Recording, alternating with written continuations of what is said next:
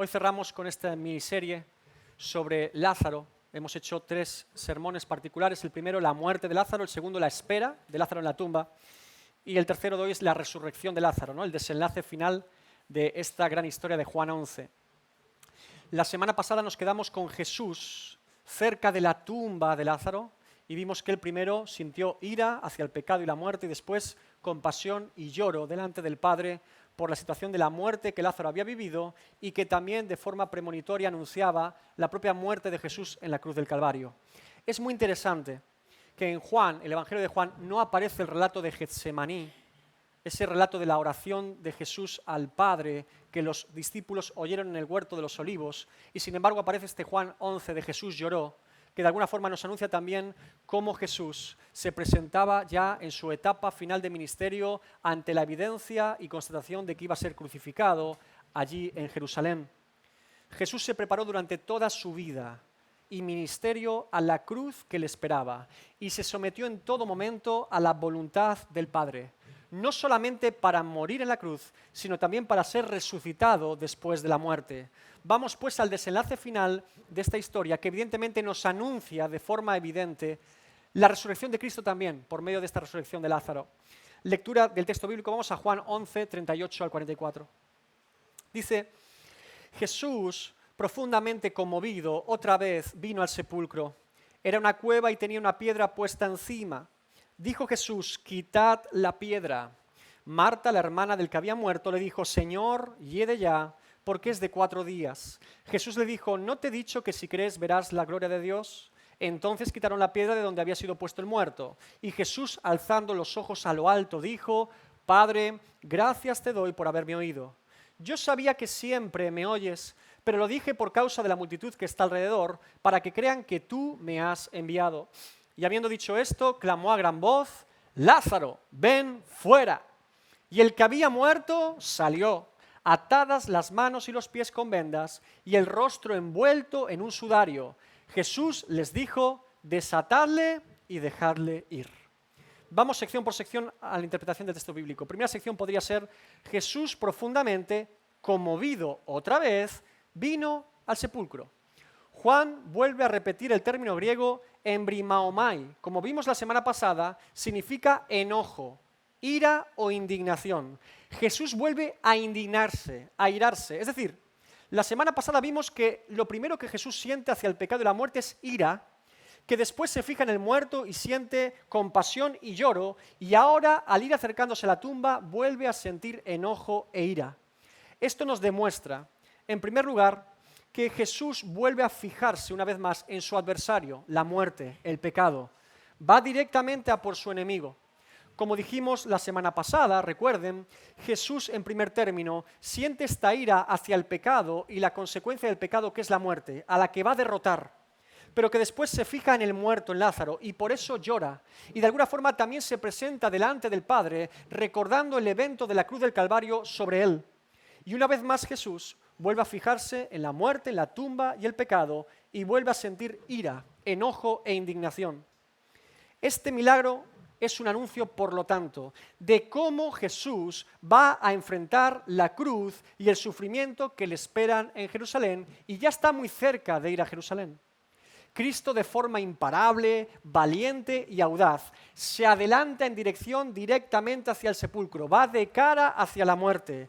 Jesús no huye a la muerte, no se evade de ella, no se esconde de ella, va directamente hacia la tumba de Lázaro para derrotar a la muerte como anuncio de lo que él hará en la cruz del Calvario.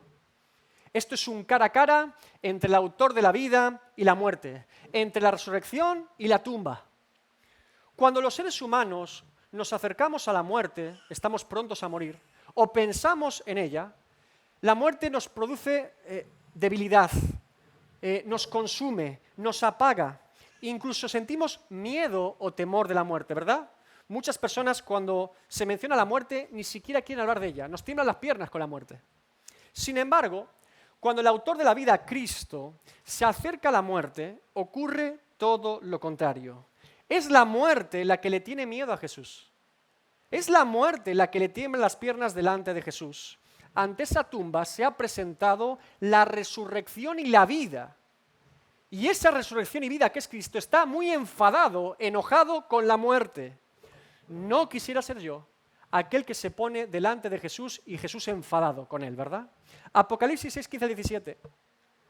Y decían a los hombres y a las peñas: caed sobre nosotros y escondednos del rostro de aquel que está sentado sobre el trono y de la ira del Cordero, porque el gran día de su ira ha llegado. ¿Y quién podrá sostenerse en pie? Segunda sección. Era una cueva y tenía una piedra puesta encima. Dijo Jesús: quitad la piedra. Era habitual en la época hacer excavaciones en la roca para allí formar tumbas para los difuntos. Y era habitual que se tapasen con una piedra para evitar principalmente que los animales fuesen dentro de las tumbas y hiciesen un destrozo en los cuerpos de los difuntos. Por eso ponían una piedra en el lugar. Ahora, Jesús ordena que quiten la piedra de la tumba. Jesús quiere hacer partícipes a todos los testigos presenciales de lo que va a ocurrir con Lázaro.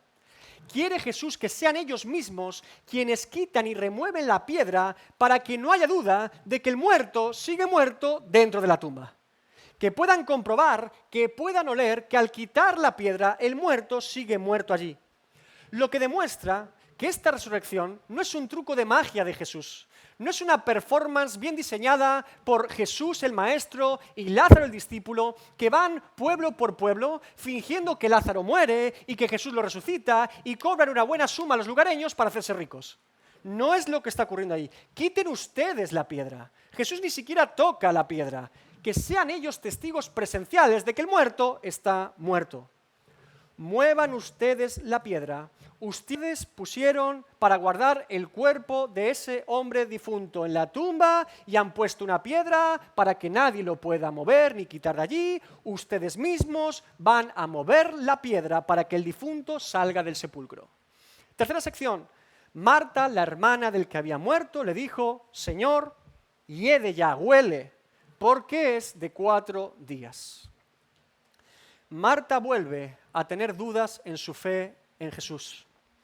Esto suele ocurrir principalmente a los creyentes más mentales y racionales ante el poder sobrenatural de Dios. No es sorprendente que de las 2 hermanas discípulas sea Marta la que ahora parece tambalearse un poco en su fe al poner esta objeción a Jesús. Al igual que Pedro aquella noche, que mientras estuvo mirando al Maestro pudo andar sobre el agua durante un breve espacio de tiempo, y después comenzó a mirar la tormenta, las olas y el viento y empezó a naufragar en ella. De la misma forma, Marta, mientras ha fijado su pensamiento y mirada en Cristo, cree que es posible que Lázaro salga de la tumba. Pero en cuanto ella empieza a fijarse en el muerto, en el olor del muerto, en cómo estará su hermano pudriéndose en esa tumba, comienza a tambalearse en su fe. Marta está preocupada de lo que podría ocurrir si abren la tumba y comienza a salir todo el olor de Lázaro ya muerto 4 días. Este detalle de Juan nos confirma que el muerto está totalmente muerto y en descomposición.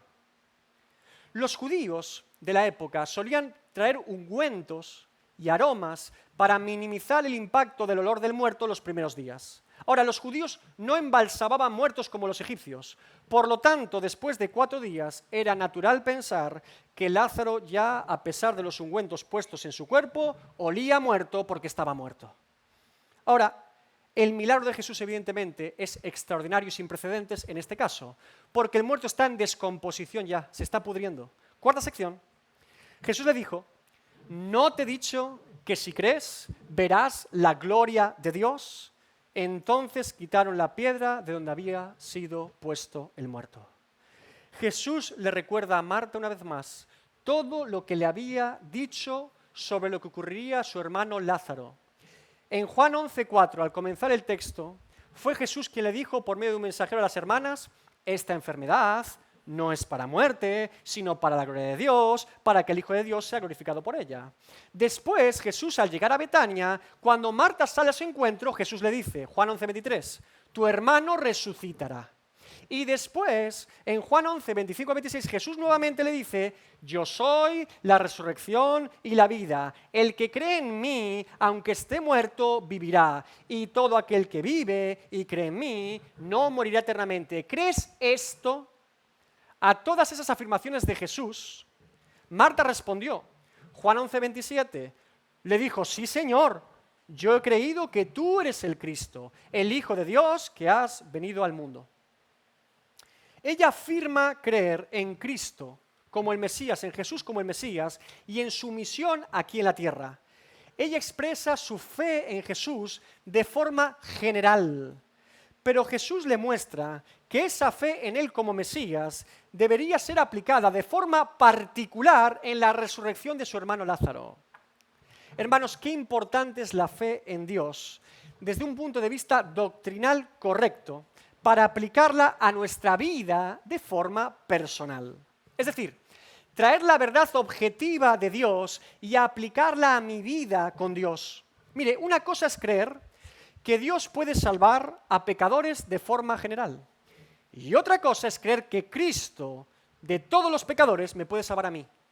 ¿Notas la diferencia? Una cosa es creer Cristo puede salvar pecadores. Otra cosa es creer y entender que Cristo me puede salvar a mí. Es aplicar esa verdad del reino de los cielos a mi vida. Jesús había dicho, esta enfermedad no es para muerte. Él no dijo, la enfermedad no es para muerte, sino esta, la de Lázaro en particular. Él está hablando de aplicar la realidad de que Jesús es la resurrección y la vida en Lázaro, en ese momento particular. La fe es práctica. La fe cree lo correcto y vive lo correcto. La fe no es una letra aprendida, sino una certeza vivida.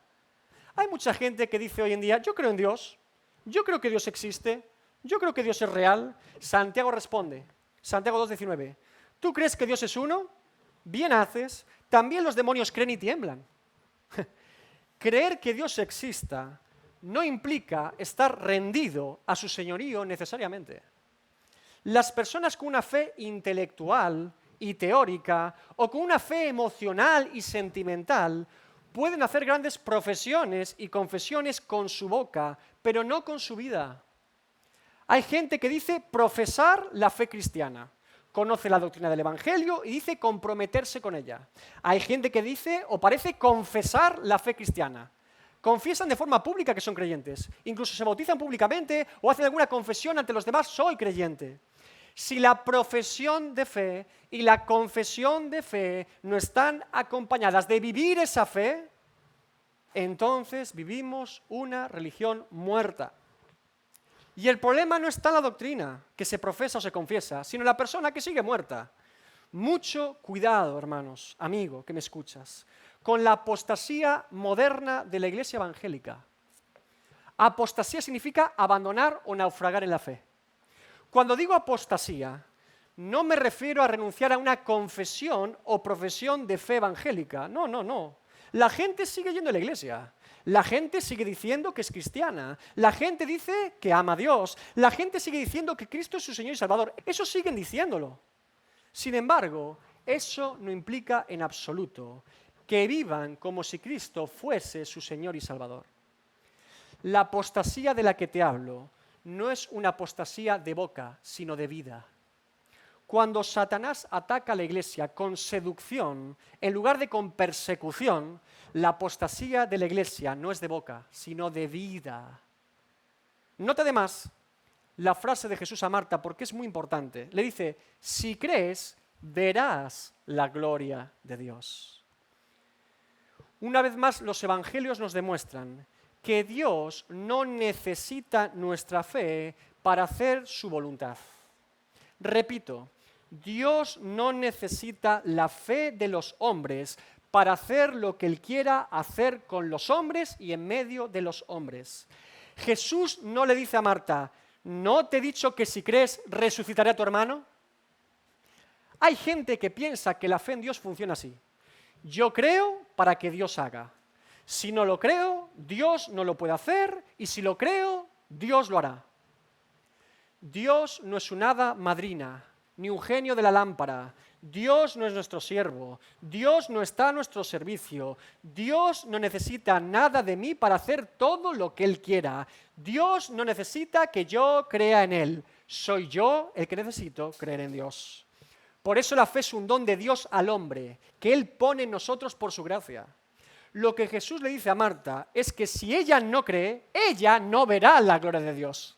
Es decir, la gloria de Dios sigue siendo la misma, crea o no crea Marta. La que se lo pierde es ella, no Dios. ¿Se dan cuenta? La gloria de Dios no es menos gloria porque yo no la vea. Dios no es menos Dios porque no todos crean en Él y se salven. El cielo no es menos cielo porque no todos vayan allí. Dios no es menos amoroso, misericordioso y poderoso porque no salve a todos. El que se pierde de disfrutar la gloria de Dios por la eternidad, que es el propósito por el cual Dios nos creó, es el hombre, no Dios. Jesús está reubicando la fe de Marta, devolviéndola a su expectativa original, porque para ver la gloria de Dios debemos confiar en Dios incluso delante de la muerte. La fe en Dios se aferra a Dios hasta el final. La fe precede a la gloria. Los hijos de Dios creemos para ver, no vemos para creer. Los hijos de Dios vemos después de creer. Lo que es anterior a la fe no es el ver, sino el oír. La fe viene por el oír, no por el ver. Por eso no vivimos por vista, vivimos por fe. Después de la objeción de Marta y la respuesta de Jesús, no hay réplica por parte de Marta, que se queda callada esperando lo que Jesús es capaz de hacer. Y tampoco hay ninguna réplica por ninguna otra persona. Por lo tanto, no hay ningún impedimento en el que se remueva la piedra del sepulcro donde está enterrado Lázaro. Y por eso mueven la piedra. Quinta sección. Y Jesús, alzando los ojos a lo alto, dijo: Padre, gracias te doy por haberme oído. Yo sabía que siempre me oyes, pero lo dije por causa de la multitud que está alrededor, para que crean que tú me has enviado. Todo lo que hacía Cristo en su vida aquí en la tierra era la voluntad del Padre. Y lo hacía para que nosotros pudiésemos aprender cómo es una vida bajo la voluntad de Dios perfecta. La voluntad revelada de Dios para nosotros. Cristo nos muestra una vida de sometimiento, de honra y de gloria a Dios continua y permanente, sin excepción. Jesús hace esta oración de forma pública para que todos oigan lo que está diciendo.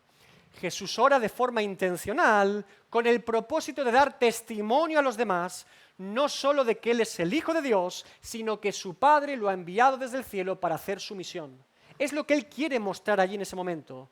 Por eso, de forma solemne y reverente, lo primero que hace Jesús antes de orar es mirar al cielo y orar al Padre. Este texto también nos muestra al Dios Trino con mucha claridad. Creemos en un solo Dios en sustancia, pero sin confundir sus personas. Dios el Padre, Dios el Hijo y Dios el Espíritu Santo. Este texto nos muestra que el Hijo en la tierra eleva su mirada hacia el cielo en oración al Padre y le dice: Padre, gracias te doy por haberme oído. El Hijo habla en la tierra y el Padre escucha en el cielo. Un solo Dios en tres personas.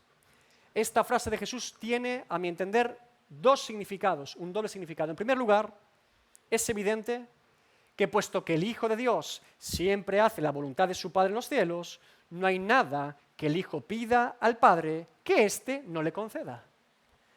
Dios dice: la palabra, el verbo que sale de mi boca, no volverá a mí vacía, sino que hará lo que yo quiero y será prosperada en aquello que le envié. Isaías 55:11.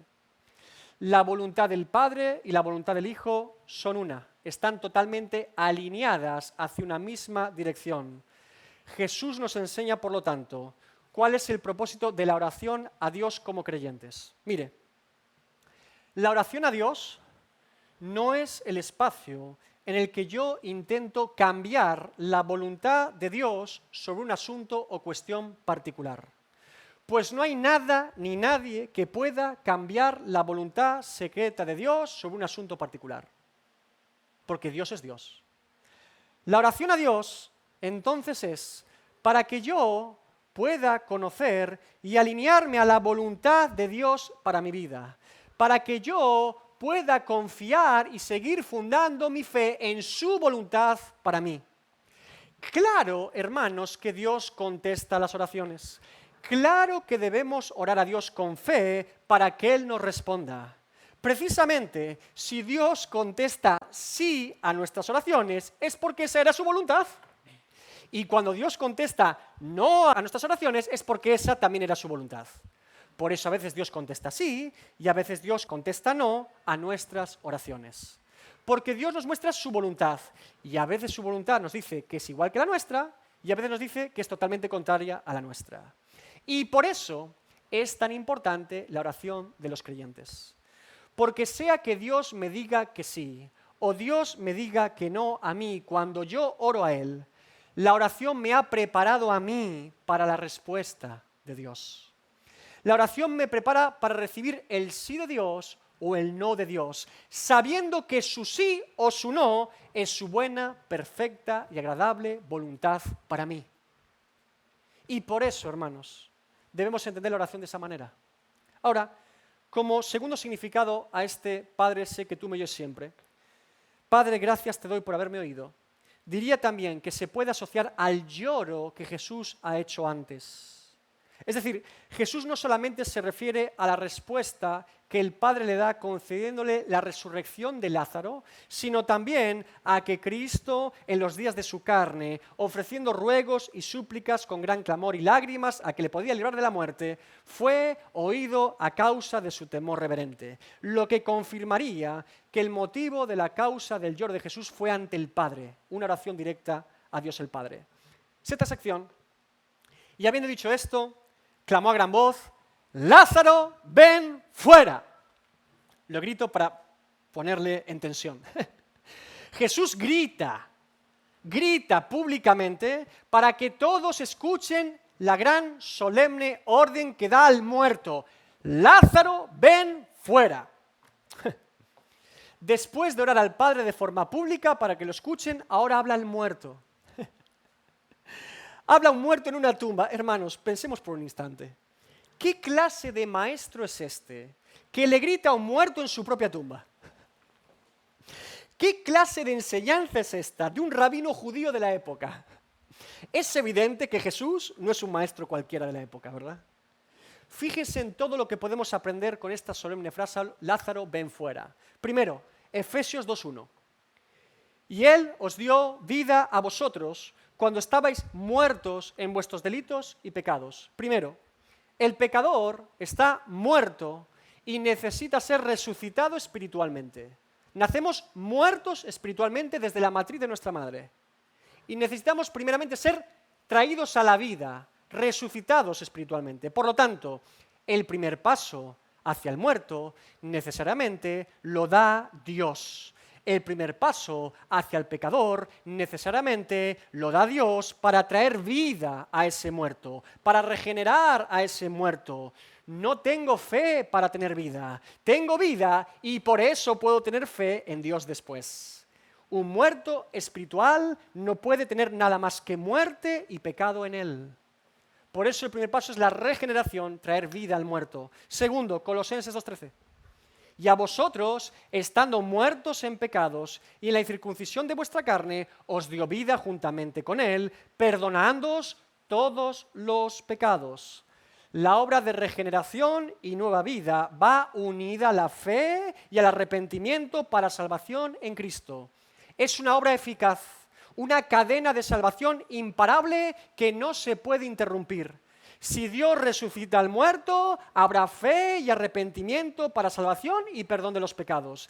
Es una obra completa de gracia de Dios por el pecador. Tercero, Juan 5, 24 al 25. De cierto os digo, el que oye mi palabra y cree al que me envió, tiene vida eterna y no vendrá condenación, mas ha pasado de muerte a vida. De cierto os digo, viene la hora, y ahora es, cuando los muertos oirán la voz del Hijo de Dios, y los que la oigan vivirán. La nueva vida que Dios nos da en Cristo no es temporal, sino que es una obra completa para vivir por la eternidad junto a Dios. Si el Hijo llama al muerto de forma eficaz, el muerto oirá su voz y todos los que oyen su voz vivirán. Cuarto, Tito 3:5. Nos salvó no por obras de justicia que nosotros hubiéramos hecho, sino por su misericordia, por el lavamiento de la regeneración y por la renovación en el Espíritu Santo. La obra de nuevo nacimiento y regeneración es una obra del Espíritu Santo de Dios en el pecador, completando así la obra de salvación del Dios Trino por ese pecador. Dios el Padre da la orden de salvar a ese pecador desde antes de la fundación del mundo. Dios el Hijo obtiene los méritos necesarios para la salvación de ese pecador en la cruz, muriendo por todos y cada uno de los pecados. Y Dios el Espíritu Santo aplica esa salvación obtenida para el pecador, trayéndole nueva vida y regenerándolo. El Dios Trino está de nuestro lado para salvarnos. 1 de Pedro 1:3, quinto. Bendito el Dios y Padre de nuestro Señor Jesucristo, que según su grande misericordia nos hizo renacer para una esperanza viva por la resurrección de Jesucristo de los muertos. Esta nueva vida en Cristo y regeneración es un anuncio, un testimonio público de la resurrección de Cristo. El haber nacido de nuevo es un testimonio al mundo de que Cristo derrotó a la muerte y de que tenemos esperanza de vida en Él. ¿Te sabrías muerto antes de Cristo? Cristo sigue resucitando muertos hoy para la gloria de Dios. Todo esto nos enseña Jesús con este Lázaro, ven fuera. Y yo te pregunto, después de todos los textos que te acabo de enseñar ahora, ¿qué creen que hará el muerto? Cuando Jesús le dice, Lázaro, ven fuera, ¿qué creen que hará el muerto? ¿Puede el muerto no oír las palabras de Jesús dirigidas a él? ¿Puede el muerto vivir al escuchar las palabras de Jesús, pero después seguir muerto? ¿Puede el muerto escuchar las palabras de Jesús y negarse a salir de la tumba? ¿Qué muerto querría seguir muerto? ¿Qué muerto querría seguir en la tumba estando vivo?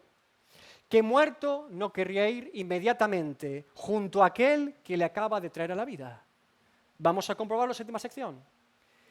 Y el que había muerto salió, atadas las manos y los pies con vendas y el rostro envuelto en un sudario.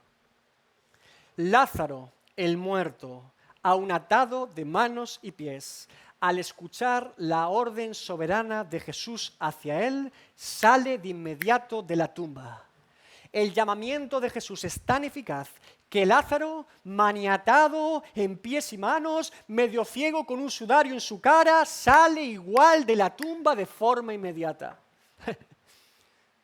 Tras el milagro completado de Jesús, debemos explicar la frase que Jesús le dijo a Marta, ¿no te he dicho que si crees verás la gloria de Dios? ¿Qué creen que es la gloria de Dios en este milagro? ¿A qué creen que está mirando Marta con este milagro? ¿A Lázaro o a Jesús para ver la gloria de Dios? ¿Al muerto o al que ha resucitado del muerto? 2 Corintios 4:6. Porque Dios, que mandó que de las tinieblas resplandeciese la luz, es el que resplandeció en nuestros corazones para iluminación del conocimiento de la gloria de Dios en la faz, en la cara de Jesucristo. La gloria de Dios que Jesús dijo a Marta que ella iba a poder ver con esta resurrección era a Cristo mismo. Conocer mejor a Cristo. La señal, el milagro, apunta directamente a Él. Él es el culpable y responsable de que Lázaro esté vivo ahora. Es el total responsable de que ese hombre acaba de salir de la tumba. Él es el responsable total. Todo lo ha hecho Cristo, cumpliendo con lo que dijo desde el principio, antes de llegar a Betania, que esta enfermedad no era para muerte, sino para la gloria de Dios, para que el Hijo de Dios sea glorificado por ella. Mire, fue Jesús quien anunció que Lázaro iba a morir de su enfermedad cuando Lázaro todavía estaba vivo. Fue Jesús quien esperó el tiempo necesario para que Lázaro se muriese de la enfermedad. Fue Jesús quien llegó al pueblo de Betania esperando cómo reaccionarían las hermanas de Lázaro, que eran sus discípulas. Fue Jesús quien advirtió a Marta de que resucitaría a Lázaro ese día. Fue Jesús quien llamó a María para que también recobrase su fe en Jesús. Fue Jesús quien provocó que todo el pueblo siguiese a María junto a él. Fue Jesús quien llevó a todos juntos a la tumba de Lázaro como testigos presenciales. Fue Jesús quien ordenó que quitasen la piedra de la tumba. Fue Jesús quien oró al Padre para que sepan que Dios había escuchado su oración. Y fue Jesús quien gritó al muerto: Lázaro, ven fuera. Y después de hacerlo todo él, el que había muerto salió de la tumba, evidentemente. ¿Alguien consideraría aquí algún mérito u obra del muerto por salir de la tumba? ¿Pondríamos algún mérito en Lázaro? Diríamos: oh Lázaro, qué muerto tan vivo, ¿no? ¿Diríamos eso? ¿Diríamos que el muerto cooperó con Jesús para estar vivo? Así como el muerto no pudo hacer nada para evitar su muerte, el muerto no pudo hacer nada para evitar su resurrección. Tiene que ser una obra sobrenatural de Dios en el muerto. Alabado sea el Señor por su gracia y por su poder, porque la vida y la muerte no dependen de nosotros pecadores, sino de Dios, que es grande en misericordia. 1 Samuel 2:6. Jehová mata y Jehová él da vida, y hace descender al Seol y hace subir. La omnipotencia de Dios sobre sus criaturas es evidente en todas las Escrituras, desde Satanás hasta un gusano de tierra. Dios es el soberano sobre todos y en todos. Octava sección. Jesús les dijo: desatadle y dejadle ir. Jesús da dos órdenes más. La primera fue al muerto que saliese. Y ahora da dos órdenes a la gente que está junto al muerto. Lázaro necesita ayuda para que lo desaten de todas las vendas que habían puesto en su cuerpo. Y Lázaro necesita estar solo y tranquilo después de la resurrección. Supongo que muchos en el pueblo querrían hacer muchísimas preguntas a Lázaro recién resucitado, sobre todo en aquel tiempo en el pueblo judío. Mire, en la tradición judía de la época se debatía mucho sobre la resurrección de los muertos. Los fariseos creían en ella, los saduceos se negaban a creer en ella. Pero además de todo eso, había una tradición rabínica supersticiosa en la época que creía que un difunto, el alma del difunto, merodeaba el cuerpo del difunto hasta durante 3 días para intentar volver a él. Era una tradición de la época, una extravagancia rabínica de la época, que creían que el alma andaba ahí pululando a ver si podía volver al cuerpo hasta durante 3 días. Claro, Lázaro había estado muerto durante 4 días. Por lo tanto, las preguntas de los judíos sobre el estado intermedio de Lázaro serían un montón. Piense por un instante: oye Lázaro, ¿estuviste vagando cerca de tu cuerpo como dicen los rabinos? ¿Estabas por ahí viendo tu cuerpo desde tu alma? Oye Lázaro, ¿qué pasó el 4.º día? Hasta 3 días tienes permiso para estar vagando por el cuerpo. ¿Y el cuarto a dónde fuiste? Oye Lázaro, ¿tenías conciencia o memoria de estar todavía en trance o vivo con tu alma? Oye Lázaro, ¿qué viste del otro lado? ¿Viste algún difunto más? ¿Algún familiar? Todas esas cosas están en la mente del pueblo. Vamos a preguntar a Lázaro con 100.000 preguntas. Jesús les ordena que después de desatarle le dejen ir. Jesús está protegiendo a Lázaro. Mire, Jesús está pendiente de cada detalle en nuestra vida, de cada circunstancia en nuestra vida. No hay nada que pase inadvertido para Dios en nuestra vida. Dios quiere lo mejor para nosotros. Y lo mejor para Lázaro después de esta situación es estar solo y resguardado de un montón de curiosos. Vamos a aplicar una de las frases más interesantes quizá de este texto. Podría aplicar este Lázaro ven fuera, porque fíjense que Jesús lo saca de la tumba. Es una frase muy aplicable a la santificación del creyente. Cuando Dios nos saca de las tinieblas a su luz admirable, del pecado a ser parte del cuerpo de Cristo, nos saca de allí. No nos deja en ese lugar, no nos deja rodeados de muerte y de pecado, nos saca a otro lugar. Lázaro ven fuera, no te quedes en la tumba. Hermano, amigo, ¿usted ha tenido un encuentro con Cristo? No te quedes en tu tumba, sal de ahí. Dios te llama a otro lugar mucho mejor que ese. Podríamos aplicarlo, pero quiero aplicar otra frase. Desatadle y dejadle ir. Mire, así como es evidente que Lázaro ya está vivo, que puede andar por sí mismo, que puede oír por sí mismo y que puede obedecer la voz de Dios por sí mismo, también es evidente que Lázaro tiene ciertas limitaciones todavía para poder andar, caminar solo, está vendado, está atado. Así como la palabra de Dios nos dice que un hijo de Dios, 2 Corintios 5:17, de modo que si alguno está en Cristo, ¿qué dice? Nueva criatura es. Las cosas viejas pasaron y aquí todas son hechas nuevas. Y también nos dice la palabra de Dios en 1 Juan 3:9. Todo aquel que es nacido de Dios no practica el pecado, porque la simiente de Dios permanece en él y no puede pecar porque es nacido de Dios. Este no puede pecar, se entiende, no puede practicar el pecado, ¿de acuerdo? Ahora, eso es cierto en la palabra de Dios, pero por otro lado, la palabra de Dios nos dice a los creyentes también, 1 Juan 1:8, si decimos que no tenemos pecado, nos engañamos a nosotros mismos y la verdad no está en nosotros. Romanos 7:21, así que queriendo yo hacer el bien, hallo esta ley, que el mal está en mí. Hermanos, ¿cómo conciliamos esta tensión evidente en las Escrituras que existe entre ser una nueva criatura en Cristo y que todas las cosas viejas pasen y sean hechas nuevas, pero al mismo tiempo parece que no todas las cosas viejas son nuevas y que el pecado sigue remanente en nosotros? ¿Cómo conciliamos ambas verdades? Los creyentes vivimos en un ya, pero todavía no. Recuerda esa frase, vivimos en un ya, pero todavía no.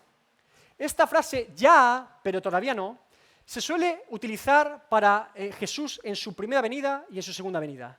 Decimos que Jesús vino ya a inaugurar su reino en la primera venida, pero todavía no ha consumado su reino hasta su segunda venida. Es un ya, pero todavía no. De la misma forma podemos aplicarlo a la santificación de los hijos de Dios. Vivimos en un ya, pero todavía no. El nuevo nacimiento en Cristo es el comienzo de nuestra nueva vida en Cristo. Es el punto de partida, no el punto de llegada. Ahora, nuestro caminar con Cristo y en Cristo se inaugura cuando somos justificados y adoptados, cuando somos nacidos de nuevo, y se consumará cuando vivamos de forma permanente y eterna en la gloria de Dios. Mas el que persevere hasta el fin, este será salvo, Mateo 24:13. Es decir, vivimos en un ya, pero todavía no. Ya pertenezco al cielo, pero todavía no estoy en el cielo. Ya soy hijo de Dios, pero todavía no estoy con Él por la eternidad. Ya he sido justificado, pero todavía no he sido glorificado. Ya tengo vida eterna, pero todavía experimento muerte física. Ya tengo victoria en Cristo, pero todavía enfrento tentaciones y luchas. Ya soy ciudadano del reino de los cielos, pero todavía sigo viviendo en este mundo. Ya he sido santificado posicionalmente en Cristo, pero todavía sigo siendo santificado progresivamente en Cristo. Ya he sido libertado del señorío del pecado, pero todavía sigue teniendo influencia en mí. Ya participo de las promesas de Dios, pero todavía sigo esperando el cumplimiento de todas ellas de su forma total. ¿Se entendió? Ya, pero todavía no. Se puede explicar con un relato del Antiguo Testamento muy particular e interesante. ¿Recuerdan a Rahab en Jericó? La prostituta de Jericó, Rahab. Ella esconde a 2 espías judíos que vienen a inspeccionar la ciudad para conquistar la ciudad. ¿Recuerdan? Ella los esconde porque afirma que el Dios de los judíos va a traer derrota a Jericó, van a conquistar la ciudad porque ha hecho grandes obras en Egipto y ella sabe que ellos van a conquistar la ciudad. Por eso los esconde a los 2. Ahora, ella hace un pacto con estos hombres, un juramento, una promesa, un vínculo. Puesto que ella ha escondido a los 2 espías y no los va a delatar ante los guardias de la ciudad, ellos deben protegerla el día que vengan a conquistar la ciudad. Y para confirmar el juramento y condiciones de esta promesa, leemos en Josué 2:15 al 21. Fíjese el texto. Entonces ella los hizo descender con una cuerda por la ventana, porque su casa estaba en el muro de la ciudad y ella vivía en el muro. Y les dijo, marchaos al monte, para que los que fueran tras vosotros no se encuentren. y estad escondidos allí 3 días, hasta que los que os sigan hayan vuelto, y después os iréis por vuestro camino. Y ellos le dijeron: nosotros quedaremos libres de este juramento con que nos has juramentado. He aquí, cuando nosotros entremos en la tierra, tú atarás este cordón de grana rojo a la ventana por la cual nos descolgaste, y reunirás en tu casa a tu padre y a tu madre, a tus hermanos y a toda la familia de tu padre. Cualquiera que saliere fuera de las puertas de tu casa, su sangre será sobre su cabeza y nosotros sin culpa. Mas cualquiera que estuviere en casa contigo, su sangre será sobre nuestra cabeza si mano le tocare. Y si tú denunciares este nuestro asunto, nosotros quedaremos libres de este tu juramento con que nos has juramentado. Ella respondió: sea así como habéis dicho. Luego los despidió y se fueron, y ella ató el cordón de grana a la ventana. El ya, pero todavía no, de Rahab. Desde ese día en Jericó hasta el día de juicio de Dios a la ciudad de Jericó, cuando es conquistada, desde ese día que Rahab hace descender a esos hombres, hasta el día que la ciudad es conquistada, un cordón color rojo colgaba de la ventana de la casa de Rahab la prostituta. Ese cordón rojo quedó como testigo, como señal de un juramento entre Rahab y los espías, como señal de la fe de Rahab que anunciaba a todos que llegaría el día de la destrucción de la ciudad y el día de la redención de Rahab y todos los que estuviesen en su casa. Era un anuncio doble: la destrucción de la ciudad y la redención de esa casa por la misericordia de Dios. Ella tuvo que esperar hasta ese día. El cordón seguía colgando allí.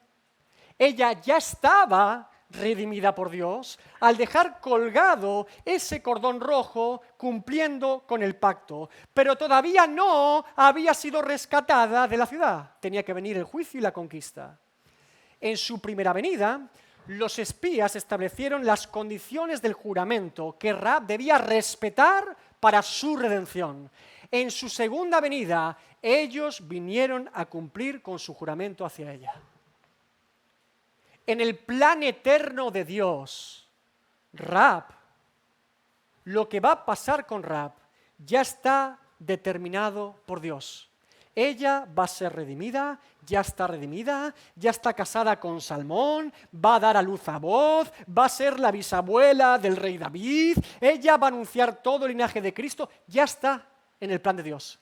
Desde la perspectiva de Dios, Dios ya ha determinado el destino de Rahab. Todo eso es un ya para Dios, pero todavía no para Rahab. Ella todavía sigue en Jericó, ella sigue dejando colgado cada día, por fe, ese trozo de cordel, color rojo sangre, en su ventana, anunciando la redención futura. Aunque ya participa de ella por la fe, en la providencia divina todavía no lo ha experimentado por completo. ¿Se dan cuenta del ya, pero todavía no? Cuando comprendemos esta verdad como hijos de Dios, podemos ser mucho más prácticos en nuestra vida personal y diaria con Dios, y también mucho más prácticos con nuestros demás hermanos en la fe, principalmente con los recién convertidos. Lázaro saliendo de la tumba simboliza de alguna forma al recién convertido nacido de nuevo. Si ignoramos este ya, pero todavía no, en los recién convertidos podemos muchas veces serle de tropiezo más que de ayuda. A veces exigimos a los Lázaro, recién salidos de la tumba, que anden de forma perfecta, rectos y firmes, pero todavía tienen vendas en sus pies, vendas en sus manos y un pedazo de sudario en la cara. Piense cómo cree que Lázaro salió de esa tumba, en esas condiciones. ¿Cree que Lázaro salió de forma sencilla? No. No creo que Lázaro fuese muy rápido. No creo que Lázaro no tuviese problemas al andar, casi tambalearse, atado de pies y manos y con un sudario en la cara. ¿Verdad que no? Está recién nacido de nuevo. ¿por qué no le exigimos a un bebé físico, a un bebé natural, que tenga conocimientos avanzados y profundos, que sepa andar por sí mismo o incluso que sepa alimentarse por sí mismo, y sí exigimos a los bebés en Cristo que hagan todas esas cosas por sí mismos? Porque Lázaro puede caminar solo, tiene la facultad, tiene la vida en él, pero necesita ayuda. Necesita ser desatado, ayudado. Lázaro ya está vivo, pero necesita nuestra ayuda. Diga conmigo, Lázaro está vivo, pero ¿necesita qué? Nuestra ayuda. Nuestra ayuda. Para eso está la Iglesia de Jesucristo. Mire, ser indiferentes al nuevo caminar en Cristo de los demás, o asumir que un bebé espiritual lo hará todo bien por sí mismo y sin ayuda de la Iglesia, es una actitud errónea de la Iglesia. De todos nosotros, desde el pastor hasta el último miembro asistente de la Iglesia. Es un error habitual. Queremos que los creyentes corran por sí mismos, pero no han aprendido todavía ni siquiera a andar. Tienen la facultad de hacerlo. Tienen la vida de Cristo en ellos, pero tienen que aprender. Dicho esto, no confundamos un recién vivo, nacido o resucitado espiritualmente con un muerto espiritual. Hay muertos que dicen estar vivos. Ese es otro problema. Su problema no es que estén vendados o atados o con un sudario en la cara, es que siguen muertos. Claro. Y a un muerto, por mucho que queramos, no podemos hacerlo andar mientras siga muerto. Tiene que vivir primero. Ahora, yo le hablo de un recién convertido, de un vivo, de un recién nacido. La labor de la Iglesia debe ser identificar a ese recién nacido, ayudarlo, desatarlo, enseñarlo y ayudarle a aprender a caminar por sí mismo en Cristo. Pregunta obvia, ¿cómo se alimenta a un recién nacido? ¿Cuál es el alimento que Dios nos da a alguien recién parido espiritualmente? Solo hay un alimento que un recién convertido pide. Es monotemático en su dieta. 1 Pedro 2, de 2 al 3. Desead, como niños recién nacidos, la leche espiritual no adulterada, pura, para que por ella crezcáis para salvación, si es que habéis gustado la benignidad del Señor. ¿Cuál es esa leche espiritual que Dios nos da y que describe aquí Pedro? Mateo 4:4. Él respondió y dijo, escrito está, no solo de pan vivirá el hombre, sino de toda la palabra que sale de la boca de Dios. Salmo 119, 103. Cuán dulces son a mi paladar tus palabras, más que la miel a mi boca. J.C. Ryle, en su obra Sendas Antiguas, muy recomendable para este tiempo de hoy, por cierto, identifica hasta 10 marcas o señales que distinguen a un recién convertido, a un nacido de nuevo. Él lo llama tener el Espíritu. Nacer del Espíritu es tener el Espíritu. Hoy, por cierto, los candidatos a bautismo estuvieron repasando ese texto, lo repasarán en casa, se lo dimos para que lo puedan leer, porque consideramos que es un texto importante en este tiempo. Ahora, yo diría que de las 10 marcas que menciona Ryle, a corto plazo, de forma inmediata al menos, hay 2 que se manifiestan de forma evidente en un recién nacido. Él señala 10, estoy de acuerdo con las 10, pero yo diría que 2 al menos de forma inmediata y natural salen en todo recién nacido. Mire, además son 2 marcas que no se pueden imitar, no se pueden fingir, no se pueden aparentar en todo nacido de nuevo. Primera, hambre por la palabra de Dios. ¿Amén? Hambre por la palabra de Dios. No le estoy diciendo leer la palabra de Dios. Se puede fingir e imitar leer la palabra de Dios. Eso es fácil. Pero no se puede fingir o imitar tener necesidad, hambre de ella. Eso no se puede fingir. O Dios lo pone por el Espíritu o no se ha nacido de nuevo. Segunda, luchar contra el pecado en mi vida. No le digo cumplir externamente con normas morales de conducta o ética cristiana. Eso también se puede imitar y fingir. Le hablo de una actitud personal y diaria de guerra, de lucha contra el pecado y arrepentimiento diario a Dios cuando el pecado me gana alguna batalla. Eso tampoco se puede fingir. O Dios lo pone el nuevo nacido o es imposible. Todos los hijos de Dios, desde el principio de su caminar en Cristo hasta el último día en la tierra, muestran estas dos marcas de forma inevitable en su propia vida. Hambre de la palabra y lucha contra el pecado. Es algo innato en ellos, es natural en ellos, es parte de su identidad. Al igual que un bebé, cuando nace llora para pedir alimento y lucha para seguir viviendo sin que nadie le enseñe, todo recién nacido tiene hambre por la palabra y lucha contra el pecado en su vida. Todo nacido de nuevo siente una necesidad apremiante y urgente de conocer más la palabra de Dios. Y el motivo es obvio, además. Si la fe viene por el oír y el oír viene por la palabra de Dios, eso demuestra que aquello que el Espíritu Santo utiliza para traer vida a un muerto es la palabra de Dios. Por eso, el que acaba de nacer de nuevo desea más y más alimento de ella, porque para él es vida, porque vive por medio de ella y quiere más y más vida, al igual que todo bebé quiere más y más alimento de forma natural. Del mismo modo, esta cercanía con la palabra de Dios, este hambre de la palabra de Dios, de la verdad de Dios, será la herramienta que Dios utiliza a diario para la santificación de ese recién nacido. Por eso, el nacido de nuevo, al conocer la verdad, al alimentarse de la verdad, de forma natural comienza a luchar contra el pecado. Comienza a batallar contra el pecado en su vida. Antes de estar en Cristo, estaba rendido al pecado, esclavo del pecado, ignorante del pecado en su vida. Ahora, al exponerse diariamente a la verdad de Dios, al ser templo del Espíritu Santo de Dios, es sensible al pecado, aborrece el pecado y lucha contra el pecado en su vida. No digo que el creyente no peque, digo que cuando peca odia hacerlo, detesta haberlo hecho, se arrepiente de haberlo hecho y combatirá contra ese pecado en su vida. Repito, no he afirmado que el creyente no peque. El pecado remanente nos gana alguna batalla, ¿verdad? Más de la que quisiéramos. La carne se pone bien avivada, ¿verdad? Ahora, odiamos el pecado, luchamos contra el pecado, no disfrutamos de pecar y desde luego nos arrepentimos del pecado.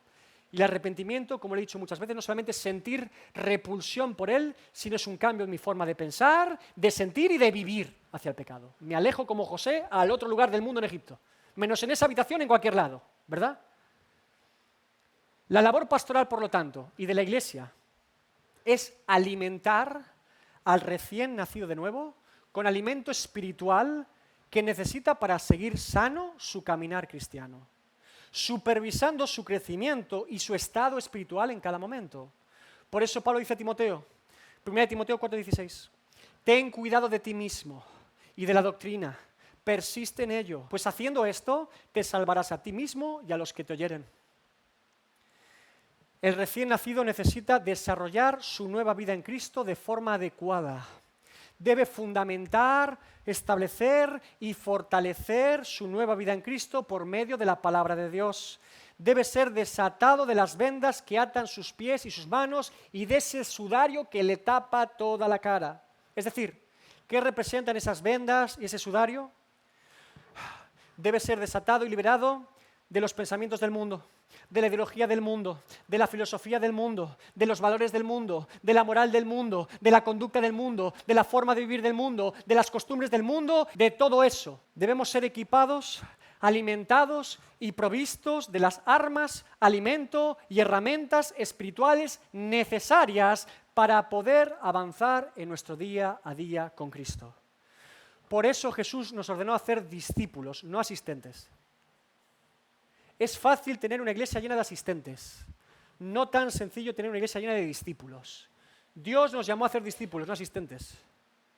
Dicho esto, no cometamos el error tampoco de pensar que el nuevo nacimiento en Cristo es un estado temporal o transitorio y que después los hijos de Dios dejamos de tener esta hambre por la palabra y esta lucha contra el pecado. No se equivoque, todo lo contrario, va más.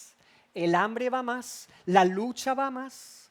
A medida que vamos creciendo, aprendiendo y madurando, tenemos más hambre, más deseo y más necesidad de la palabra de Dios y de conocer más a Dios. Y luchamos de forma más ferviente y fuerte contra el pecado en nuestra vida. Si alguno piensa que ya sabe suficiente del Evangelio, que ya ha conocido suficiente de las cosas de Dios, que ya ha aprendido todo lo que tenía que aprender de la vida cristiana para caminar su vida cristiana, esa persona no conoce en absoluto el Evangelio. No lo conoce en absoluto, ni conoce en absoluto ni lo suficiente a Dios. Y muestra de ello es que piense cosas semejantes. Isaías 58:11. Jehová te pastoreará siempre. No el primer día, no en la primera semana, siempre. Y en las sequías saciará tu alma y dará vigor a tus huesos y serás como huerto de riego y como manantial de aguas cuyas aguas nunca faltan. Debemos estar alimentados durante todo nuestro caminar cristiano. Por eso, aprendamos a alimentarnos de la forma correcta y aprendamos a alimentar a los demás de la forma correcta. Aprendamos a ser discípulos de Cristo de la forma correcta y aprendamos a discipular a otros de la forma correcta en Cristo. Ponte de pie en esta mañana. ¿De qué estás alimentando tu vida espiritual? Cuando el apóstol Pedro dice de leche pura o de leche no adulterada, se refiere a no rebajar la leche con agua, principalmente, a no ponerle nada más, a no añadirle ninguna cosa de hombres. Hoy en día es habitual en la leche que compramos en el supermercado comprarla rebajada, con agua y con un montón de cosas.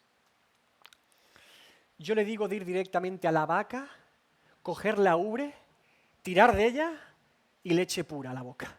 Me refiero de ese tipo. Y esa solo la vas a encontrar en la palabra de Dios. Solo en la palabra de Dios. Leche sin adulterar, sin modificar, sin rebajar, sin humanizar. Leche pura, palabra pura de Dios. ¿De qué estás alimentando tu vida espiritual? ¿Sientes hambre? ¿Dirías que tienes hambre de la palabra de Dios? No digo que tengas una costumbre o hábito.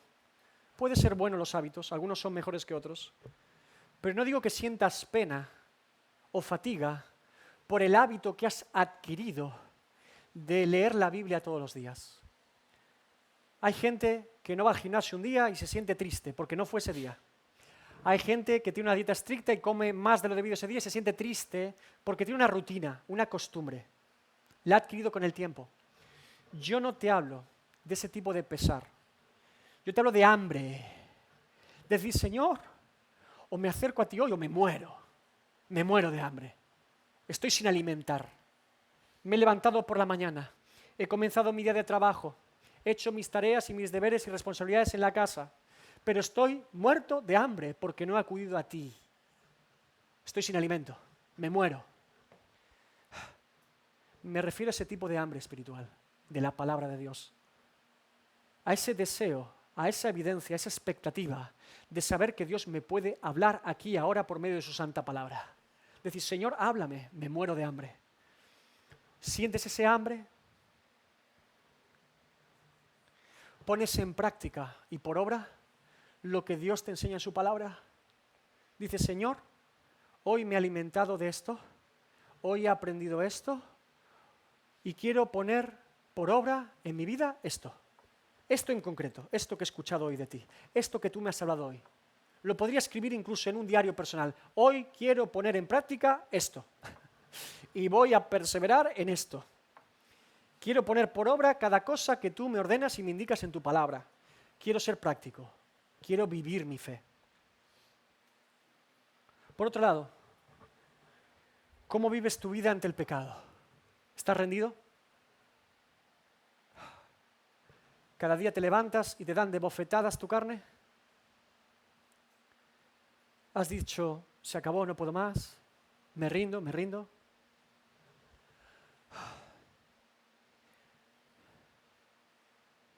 Los hijos de Dios vivimos rendidos a Cristo, Pero en guerra contra el pecado, no te rindas. Ponte en pie, guerrero valiente, ponte en pie, guerrera. Ponte en pie en esta mañana en el nombre de Jesús. Al pecado ni tregua, ni ola, nada, ni cuartel. Ante Dios, rendidos y postrados. Ante el pecado y la carne en guerra todos los días. Batalla, guerrero, lucha, lucha, lucha.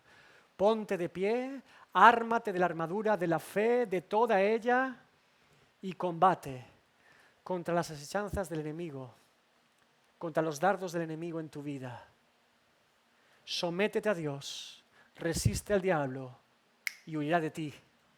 Sométete a Dios, ríndete a Dios para no rendirte al pecado. Dicho de otra forma, ríndete al señorío de Cristo para no rendirte al señorío del pecado. ¿Vives con la espada en la mano para luchar contra el pecado y con el escudo de la fe en la mano?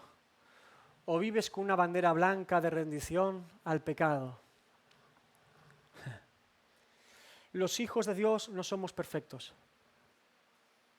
Los hijos de Dios metemos la pata. Los hijos de Dios no siempre damos la talla. Sufrimos por eso toda nuestra vida cristiana, Nos fatiga mucho eso. Pero hay algo que los hijos de Dios tienen. Son valientes, luchan, pelean. Pelean. ¿Estás peleando tú contra el pecado y la carne en tu vida? ¿Estás batallando? Guerrero, guerrera, ánimo, fortaleza en el Señor. Oh Dios mío, yo te pido que traigas fuerzas al que no tiene ninguna.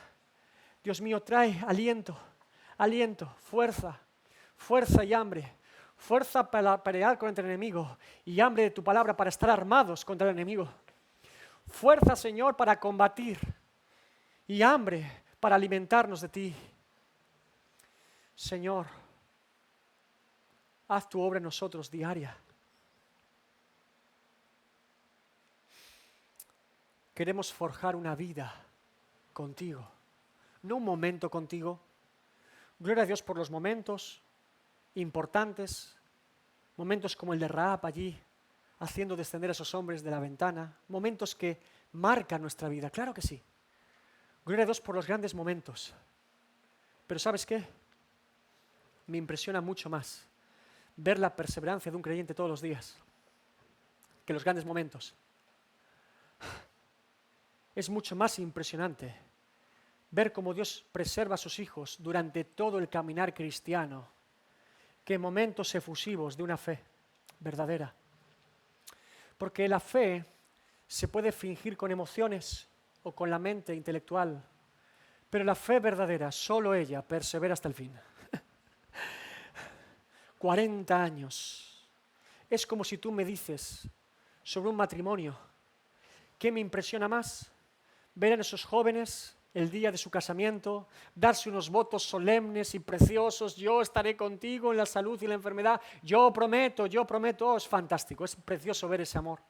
Cuando es verdadero y puro es precioso, no lo niego. Pero déjeme que le diga, si tengo que escoger en ese testimonio y en dos señores de 80 años, 50 años casados, prefiero verlos a ellos, me impresiona bastante más. 50 años de fidelidad, momentos buenos y momentos durísimos, pero ahí están. El compromiso sigue vivo, el fuego sigue vivo, me impresiona mucho más eso, me llama mucho más la atención, cautiva mucho más mi atención eso. La vida cristiana es una vida que hay que vivirla todos los días para la gloria de Dios. ¿Quieres vivir tu caminar con Cristo? Palabra y pelea, desde que naciste de nuevo hasta el día que te mueras. Todo hijo de Dios tendrá la palabra en su mano y luchará contra el pecado hasta que Cristo nos lleve a su santa presencia. Amén. Dios te bendiga en esta mañana. Pelea y aliméntate de la palabra de Dios.